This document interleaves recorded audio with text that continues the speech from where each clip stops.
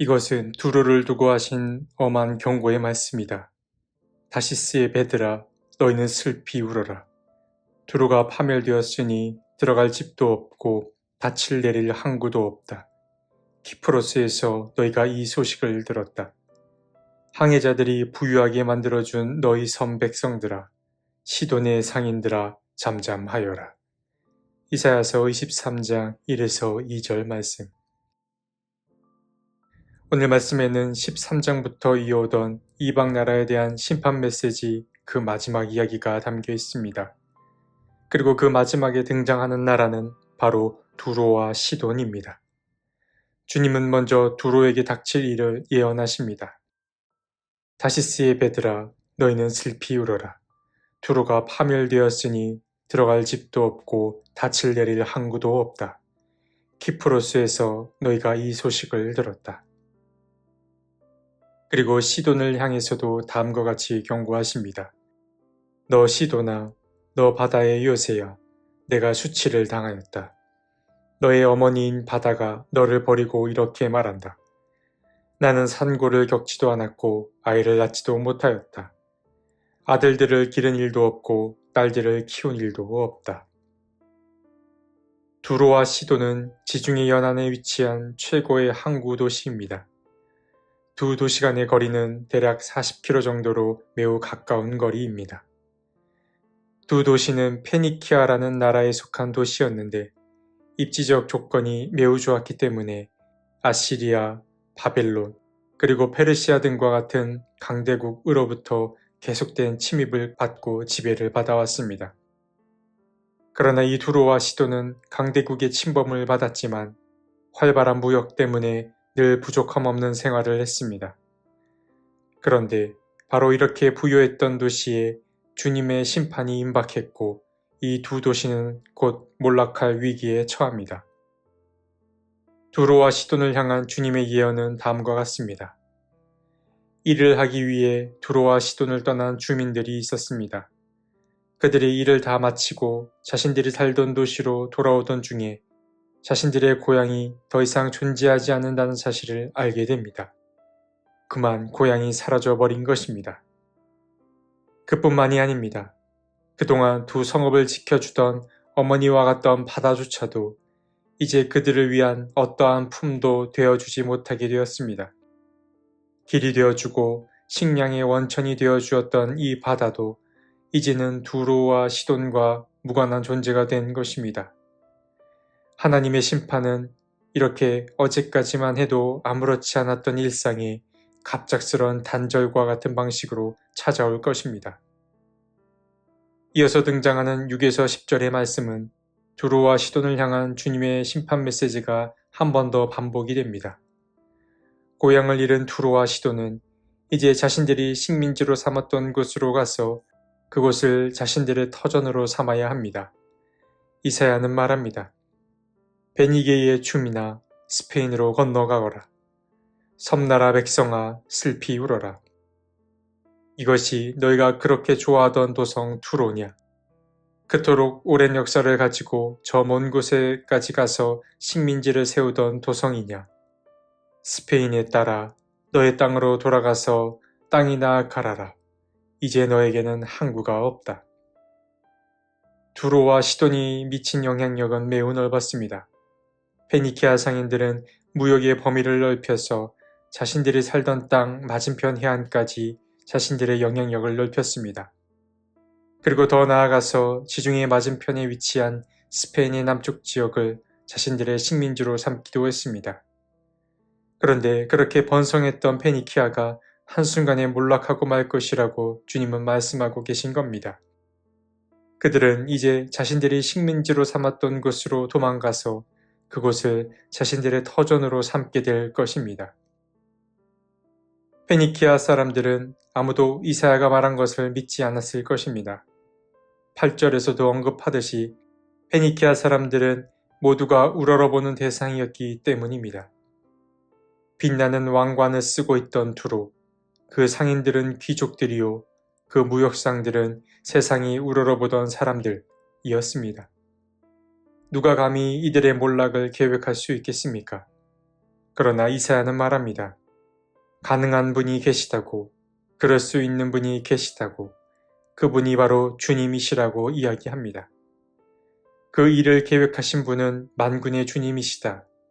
온갖 영화를 누리며 으스대던 교만한 자들을 비천하게 만드시고 이 세상에서 유명하다는 자들을 보잘것없이 만드시려고 이런 계획을 세우셨다.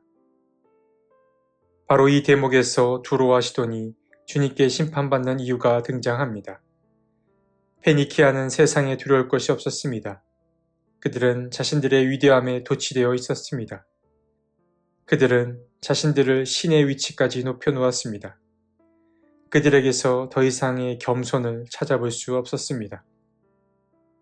11절 이후에도 두로와 시돈을 향한 경고의 메시지가 계속 이어집니다. 먼저 주님의 시선은 시돈을 향하는데 주님은 시돈을 가리켜 처녀 혹은 딸이라고 칭하며 다음과 같이 말씀하십니다. 처녀, 딸 시돈아, 너는 망했다. 내가 다시는 우쭐대지 못할 것이다. 일어나서 키프로스로 건너가 보아라. 그러나 거기에서도 내가 평안하지 못할 것이다. 본문에서 처녀라는 표현은 아름답지만 교만한 도시를 일컬을 때 주로 사용이 됩니다. 그러니까 주님은 시돈의 교만함을 꼬집으며 키프로스로 가서 정착을 하려고 하여도 그들과의 전쟁에서 패하여 비웃음을 사게 될 것을 예언하고 계신 것입니다. 시돈은 이제 어디를 가도 평안할 수 없게 되었습니다. 15절부터는 주님의 시선이 두로를 향하는데 주님은 두로를 일러 메춘부라고 칭하며 다음과 같이 말씀하십니다. 그날이 오면 한 왕의 수명과 같은 70년 동안 두로가 잊혀지겠으나 70년이 지난 뒤에는 두로가 창녀의 노래에 나오는 주인공처럼 될 것이다. 이사야는 주님의 날이 오면 두로는 70년 동안 잊혀질 거라고 말합니다. 이 70년이 언제부터 언제까지를 가리키는지 확실히 알 수는 없습니다. 그러나 구약에서 숫자 7이나 70은 주로 하나님이 행동하심을 나타내는 상징적인 숫자입니다. 그러니까 두로가 70년 동안 잊혀진다라는 말은 두로의 멸망이 저절로 그리 됐다거나 운이 없기 때문이 아니라 하나님이 직접 개입하셨음을 나타내는 것입니다. 그러나 주님은 두로가 다시 회복될 것도 예언하십니다. 그때는 70년이 지나고 나서입니다. 그런데 70년이 지나고 나서의 이 두로의 회복은 이전과 같은 형태로의 회복은 아닙니다. 물론 그들은 이전처럼 활발한 해상무역을 하게 될 것입니다. 그러나 그들이 무역을 통해서 모았던 모든 소득은 모두 이제 주님의 몫이 될 것입니다. 그들이 벌어들인 몫은 두로 사람들에게로 향하지 않고 모두 주님을 섬기며 사는 사람들의 몫이 될 것입니다. 이전으로의 회복이지만 이전과는 전혀 다른 형태의 회복입니다. 오늘 우리는 이사야서 23장의 이야기를 나누었습니다. 이사야서 23장은 13장에서부터 이어오던 이방 나라에 대한 심판 메시지 그 마지막 이야기 단락이었습니다. 그리고 그 이방 나라는 바로 페니키아에 속한 도시인 두로와 시돈이었습니다. 두로와 시돈은 무역업으로 상당히 번성했고 그 세력도 매우 강력했습니다. 예언자 에스겔은 두로가 에덴 동산에 존재했다고 말하기까지 했습니다. 그런데 주님은 당시 이렇게 범접하기 어려운 도시를 한순간에 폐허로 만들겠다고 말씀하신 것입니다. 물론 주님은 파괴를 일삼는 분이 아닙니다. 주님이 두로와 시돈을 벌하기로 하신 이유는 그들의 도취 때문입니다. 두로와 시돈이 속한 페니키아는 세상에 들어올 것이 없는 존재였습니다. 그들은 자신들의 능력과 부요함에 도취되어 있었습니다. 주님은 하늘까지 닿은 그들의 교만을 보며 심판을 결정하신 것입니다. 그러나 주님은 두로와 시돈을 그냥 방치한 채 홀로 내버려 두지 않으십니다. 주님은 심판 이후에 있을 회복을 또한 말씀하십니다. 하지만 그 회복은 이전과 같은 모습으로의 회복은 아닙니다. 곧 안정을 되찾은 페니키아는 그들이 얻은 모든 유익을 주님을 위해 사용하게 됩니다. 주님은 심판 이후 모든 것을 새롭게 재구성하십니다. 지금까지 우리가 나눈 심판 메시지는 주님이 어떠한 분이신지를 잘 드러냅니다. 주님께는 천년이 하루와 같습니다. 주님의 능력은 인간의 능력과 비교할 바가 못됩니다. 그렇기에 세상의 아무리 강한 민족이라도 주님 앞에서는 바람에 나는 겨와 같습니다.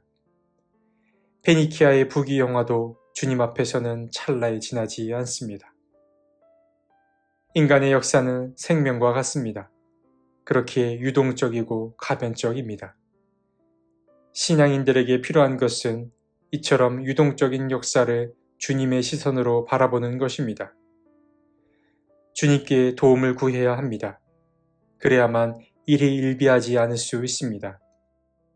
역사를 주관하시는 주님을 신뢰하며 지금 내가 할 수 있는 몫을 하는 우리 모두가 되었으면 좋겠습니다. 역사를 주관하시는 하나님, 우리에게 다시 시작할 기회를 주셔서 감사합니다. 우리는 작은 일들에 크게 기뻐하고 또 작은 일들에 크게 실망해 합니다. 우리에게도 주님의 시선을 허락해 주십시오. 주님께서 역사를 선의 방향으로 이끌어 가심을 믿고 싶습니다. 주님, 우리를 선의 도구로 삼아 주십시오. 아멘.